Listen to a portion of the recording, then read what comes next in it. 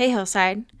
Well, in this recent series, Amazing Stories, Louie has really been encouraging everyone to use their stories of what Jesus has done to help show others that what God can do for them and bring them to Christ, and shows how stories, how Jesus did that with stories, and the power of stories in the Bible. And one of the things I think I hear from people a lot when talking about sharing your faith is worrying about not knowing what to say or having the words. And recently I was reading in 1 Corinthians, and in the beginning, in the first chapter of 1 Corinthians, Paul writes that, "For Christ did not send me to baptize, but to preach the gospel, and not with words of eloquent wisdom, lest the cross of Christ be emptied of its power."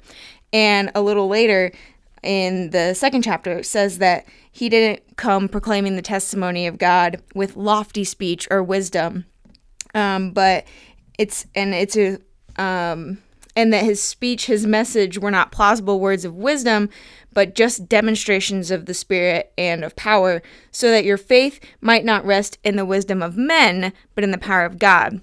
And it had me thinking about why he says, he doesn't come with eloquent words and speech. He just simply tells the truth, right? Lays out the facts. And it talks about, even Moses, when Moses says he's not good with speech, and when God calls him to be used, and that's kind of his excuse, right? And now Paul's not really giving us that excuse.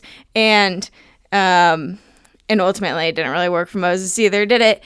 But Paul says, not with eloquent words. And I thought, that's because you don't want to win people over with eloquent words, with persuasive speech, or by being charismatic or charming, right?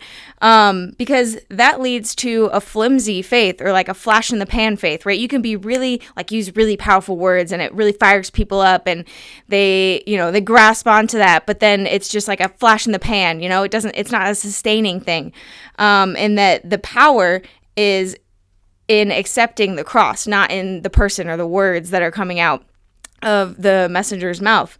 And so, in Matthew 10, that's kind of when Jesus says, don't worry about what you're going to say, like the Holy Spirit will speak through you. It's just using that story of what the Holy Spirit has done. It doesn't have to be flashy, and really it shouldn't be, because we don't want people to believe in the words or just the emotional, appeal that you're making. We want it to be in the power of Christ and that lasting change in what he's done for them. So don't worry about not being, well-spoken or knowing how to explain it. Just say, hey, I don't know everything, but here is what I know. I was this, and now I'm this, Jesus did this, and that's all it takes.